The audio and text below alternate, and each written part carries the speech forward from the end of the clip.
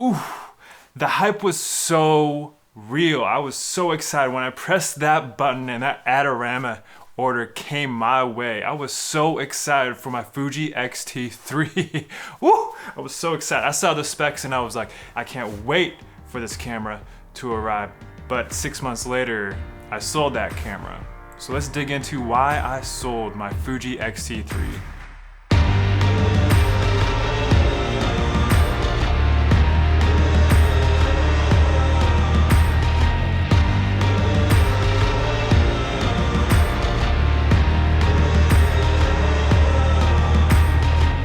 Now, of course, everyone kind of knows this is a hybrid camera, so it shoots both stills and video, but I'm not really a photographer, I'm a filmmaker, so I'm just gonna look at what this does for video. So there's a couple of things that I really look for in a camera. One is it functional? Is it gonna work the way I want it to work? Or is it gonna get on my way on set?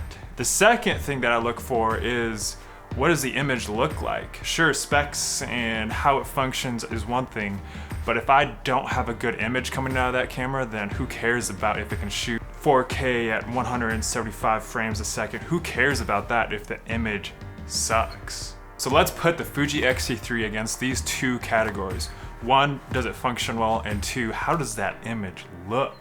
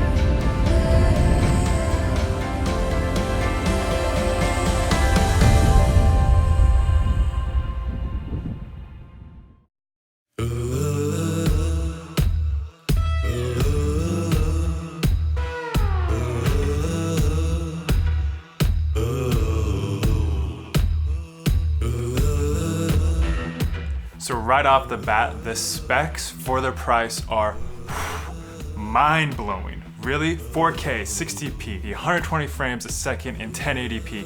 Incredible. What? 4K 10-bit? Are you kidding me? For $1,900? Wow, that's incredible. And it's got a super 35mm sensor. That Blackmagic Pocket 4K camera that came out about the same time only had a micro little 4/3 sensor. This guy, it was a real deal, super 35. So guess what? I was pretty stoked. Specs, so good. The menu system is actually pretty good. It's pretty big because you have both video and photo in there, but it's actually really not too bad. I feel like the Sony series is so much worse than the Fuji one, and they actually have a really cool function where you can set up your own menu function. Oh my gosh.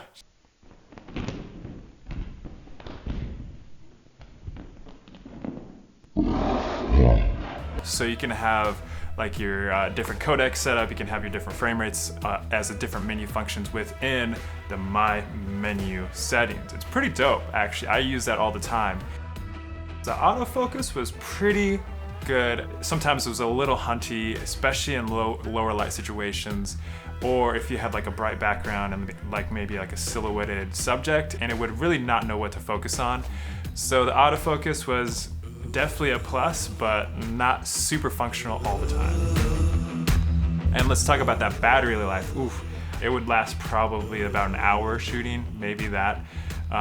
Maybe even less depending on what the weather was like. I remember I shot like in the snow and I went through 3 batteries in about an hour just because it was colder, so those batteries burnt out pretty quick. It also depends on what you're shooting, so if you're shooting 4K 60p, you're gonna burn through those batteries really quick, but that's really unscientific. Just kind of like what I experienced in the field. And finally, under the function category was how the footage handled in editing. It was terrible. It was just so bad. The H.265 codec is seriously the worst codec I've ever used. Every time I would throw it in Premiere, it would just choke my computer. I'm not really editing on a MacBook or some PC laptop. It is my tower that has a 6-core processor. Even like when I would go to work and use this for work, I think an 8-core computer with 32 gigs of RAM, it was choking on the H.265 codec. Dear God, does it suck in editing.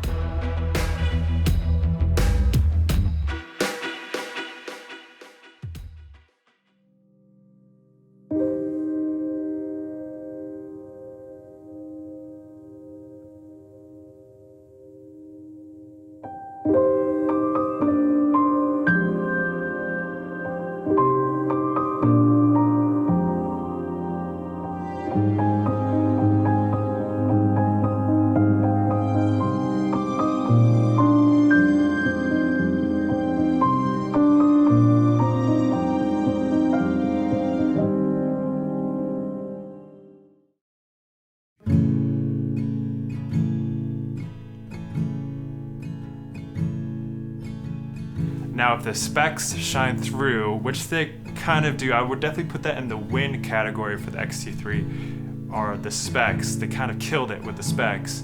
The image is less than amazing. Oh Lord, I see what brings me here. It's a mother to all my wanderings. The first thing I noticed was the colors. Now, a lot of people talk about how amazing the Fuji color science is, how great their film emulations are, but I would say it's just muddy. You can't really bring out vibrancy in your image at all. So the color science to me wasn't really amazing. Also, something that I noticed was that there's a purple tint, not a magenta tint, not a blue tint, a purple tint, like a Barney tint. It was weird. I don't know, especially in like the magentas and the blues, there's like this kind of purpley tint. It's just super weird, and I've never seen it in the camera before. Now, F-Log is pretty cool. Like, it's about 12 stops of dynamic range, I think, for the Fuji X-T3, and it's pretty good. That's a pretty good amount of dynamic range for a mirrorless camera. One thing that I really noticed about the image is that there's a lack of detail. I mean, it shoots 4K, but I found that the 4K is not really detailed. And I found this especially true in the midtones. The midtones seem to be muddy at best. I had to ramp up the midtone detail in DaVinci to make it look sharp. It just kind of looked muddy and mushy, and I don't want that. I want to be able to have a detailed image and then maybe make that happen in post, but I don't want that coming straight out of my camera. Wash me in the water, cleanse me in the mercy of your love. I need a heavenly touch. Okay, so we looked at the function and we looked at the image, but why did I sell my Fuji X-T3? Well, to be honest, it was the moment I opened up the camera and I got out and started shooting it, I started to notice something. I noticed that the image wasn't what I expected. I turned on the camera, I switched it to F-Log because I wanted to see what that beautiful, dynamic, juicy range was, and it was terrible. It was so bad. I matched the white balance perfectly and it was just muddy. The image was ugh. I threw it into the computer, maybe think it was just the F-Log, just needed to be color graded, and then everything was gonna come out beautiful and organic, and oh, it was gonna be great. And then I got in there and I couldn't even play it back. 'Cause I just need a helping hand. It's gonna help me stand.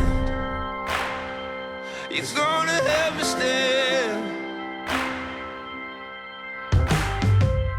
The next morning we went out and filmed some sunrise stuff, and it's the same thing. Some of the colors look good, some of the other colors look terrible, and that's when I became really worried. But also I thought, you know what, that was only 2 days of shooting, maybe I gotta just shoot with it for like a month and then it's gonna get way better. Well, I kept on shooting and I kept on shooting. I never fell in love with the image like I was expecting to. And I think the first couple of months of owning the X-T3, I was in denial because I had spent $2,100, $2,200 to get this camera kind of set up and ready to go, but I just hated it. I didn't like shooting with it. A good camera makes me want to shoot more. A good camera makes it easy to shoot. For me, it was really the image and the lack of detail and the color science behind the image that made me want to sell my camera. 'Cause I just need a helping hand. It's gonna help me stand. It's gonna help me stand. 'Cause I just need a helping hand. It's gonna help me stand. Thank you guys so much for checking out my video, and I'll see you guys in the next one. 'Cause I just